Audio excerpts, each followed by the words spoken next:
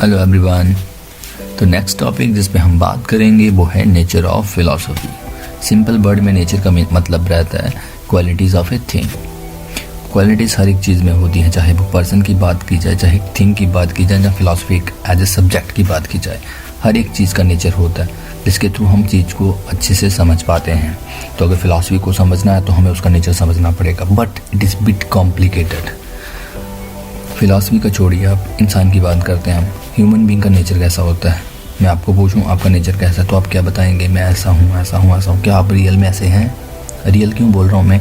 क्योंकि रियल जो होगा वो अनचेंजेबल होगा, बट जो आपका नेचर जो आप बताने की कोशिश कर रहे हैं वो कॉन्स्टेंटली चेंज होता रहता है, और जो चेंज होता रहता है वो आपका रियल नेचर नहीं है।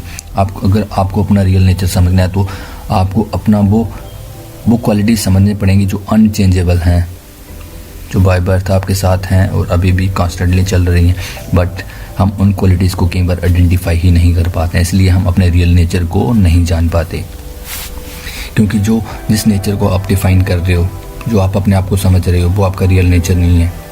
क्योंकि उसके ऊपर आपकी फैमिली का, कल्चर का, कस्टम का, लैंग्वेज, रिलीजन, नेशन, रीज़न, आपका जो इन्वायरमेंट है, सराउंडिंग है, उसका इन्फ्लुएंस होता है। जैसे ही वो चीज़ें चेंज होगी आपका नेचर भी चेंज हो जाएगा।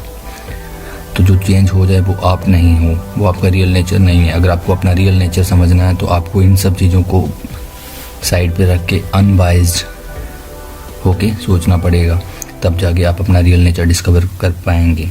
सेम बात आती है फ़िलासफ़ी के नेचर की, कि जो फ़िलासफ़ी है एज ए डिसिप्लिन, इसका नेचर कैसा है। तो इसको समझने के लिए भी हम एक एग्जांपल लेते हैं। तो हम शुरू करते हैं मीनिंग ऑफ फ़िलासफ़ी से। जो वर्ड फ़िलासफ़ी है ये दो ग्रीक वर्ड से आता है, philo and sophia. Philo stand for love and sophia stand for wisdom. So जो कॉम्पोजिट वर्ड बनता है philosophy, that stand for lover of wisdoms. अब जो विजडम है it is different from knowledge. How? Because wisdom is self verified knowledge. आप खुद inquiry करके जो गेन करते हैं that is wisdom, but knowledge में ऐसा केस नहीं होता है। वहाँ चीज़ें जैसे होती हैं वैसे प्रोवाइड की जाती हैं और आप उनको सिंपली वैसे ही एक्सेप्ट कर लेते हैं। बट विजडम क्या है? नॉलेज को एक्सेप्ट करने के बाद आप फर्दर जो वेरिफिकेशन करते हैं और उसके बाद जो आप अचीव करते हैं दैट इज़ विजडम। और अगर फ़िलासफ़ी का नेचर समझना हमें, तो हमें ये समझना पड़ेगा कि जो फ़िलासफ़ी है वो विजडम के सराउंडिंग में घूमती है, ना कि नॉलेज के। तो जहाँ कहीं भी रिसर्च होती है नॉलेज के बाद, वही वहाँ पे विजडम होगा और वहाँ पे फ़िलासफ़ी होगी। तो अब हम एक फर्दर एग्जांपल लेते हैं यहाँ पे। जैसे हायर स्टडीज़ में रिसर्च करते हैं लोग, पीएचडी जिसको बोलते हैं। तो पीएचडी का मतलब क्या होता है? रिसर्च करना, डेप्थ में जाके इन डेप्थ इंक्वायरी करना। तो जब आप किसी भी डिसिप्लिन में, चाहे chemistry, botany, geology, history, sociology, कहीं भी इन डेप्थ इंक्वायरी करते हैं तो जो डिग्री अवार्ड होती है उसको बोला जाता है पीएचडी। तो PhD stand for doctor of philosophy. तो मतलब ऐसा कोई भी डिसिप्लिन नहीं है यहाँ पे फ़िलासफ़ी एप्लीकेबल नहीं है जहाँ फ़िलासफ़ी एब्सेंट होगी। हर एक चीज़ की फ़िलासफ़ी आपको मिलेगी। There is history of philosophy, there is history of philosophy of sociology, there is history of economics, there is philosophy of chemistry, there is philosophy of political science. So there is no discipline left जिसकी philosophy नहीं होगी। अगर किसी subject की या किसी इंसान की फ़िलासफ़ी नहीं है तो वो चीज़ इनकम्प्लीट मानी जाएगी। तो इसलिए जो फ़िलासफ़ी है इसका nature as compare to history, sociology और अदर डिसिप्लिन्स काफ़ी वाइड हो जाता है। तो अगर हमें फ़िलासफ़ी का नेचर समझना है तो हम फ़िलासफ़ी को अदर डिसिप्लिन्स के साथ, अदर सब्जेक्ट के साथ कंपेयर करके भी समझ सकते हैं, क्योंकि जो उनका बेसिक सब्जेक्ट मैटर होता है बाकी डिसिप्लिन्स का, फ़िलासफ़ी उसको भी क्वेश्चन कर देती है। जैसे हम बात करते हैं मैथमेटिक्स की भी, और मैथमेटिक्स में क्या है, हम जो नंबर्स के बीच जो रिलेशन होता है उसको स्टडी करते हैं, बट जो फिलासफर क्वेश्चन करेगा वो नंबर्स को ही क्वेश्चन में डाल देगा कि नंबर्स क्या होते हैं। Same is the case with other disciplines. जैसे हिस्टोरिकन जो होते हैं वो पास्ट जो इवेंट्स हैं उनको एक टाइम सीक्वेंस में स्टडी करते हैं, बट फिलासफर सिंपल सा क्वेश्चन कर देगा what is time.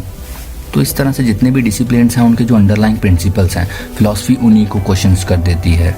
That is by जो फिलासफी है उसकी जो क्वालिटी है वो हर एक डिसिप्लिन में पाई जाती है। अगर उसमें वो क्वालिटी नहीं होगी, वो जो सब्जेक्ट है वैल्यूएबल नहीं माना जाएगा।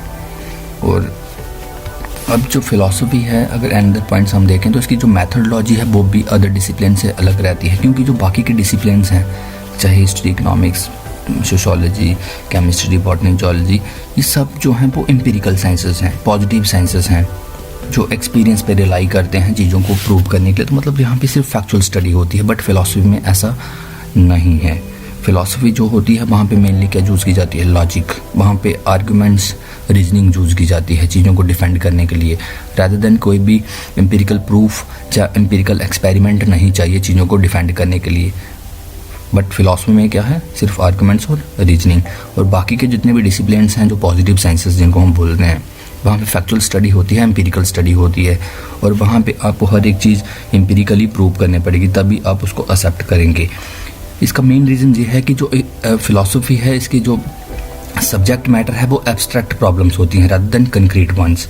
अब बाकी के जितने भी डिसिप्लिन्स हैं, इनकी जो प्रॉब्लम्स हैं वो कंक्रीट प्रॉब्लम्स हैं, फिजिकल प्रॉब्लम्स हैं, problems related to this physical universe. तो नेचुरली उनको एक्सपेरिमेंटेशंस चाहिए, ऑब्जर्वेशन चाहिए उनको समझने के लिए। बट फिलॉसफी जिन प्रॉब्लम से डील करती है वो सब की सब एब्स्ट्रैक्ट प्रॉब्लम है। एब्स्ट्रैक्ट मीन्स इमटेरियल्स, जैसे माइंड क्या है, टाइम क्या है, स्पेस क्या है, सोल क्या है, गॉड क्या है, ये सब एब्स्ट्रैक्ट चीज़ें हैं, दिखती नहीं है। तो इनको स्टडी करने के लिए हमें क्या चाहिए, स्ट्रॉन्ग लॉजिकल रीजनिंग। और थर्ड जो इम्पोर्टेंट पॉइंट है वो है फिलॉसफी जो है वो एक नॉर्मेटिव साइंस है। नॉर्मेटिव साइंसेस जो हैं वो बिल्कुल अपोजिट होती हैं पॉजिटिव साइंसेस के, क्योंकि नॉर्मेटिव साइंसेस में हम जो मेन फोकस रहता है वो वैल्यूज़ के ऊपर रहता है, नॉर्म्स के ऊपर।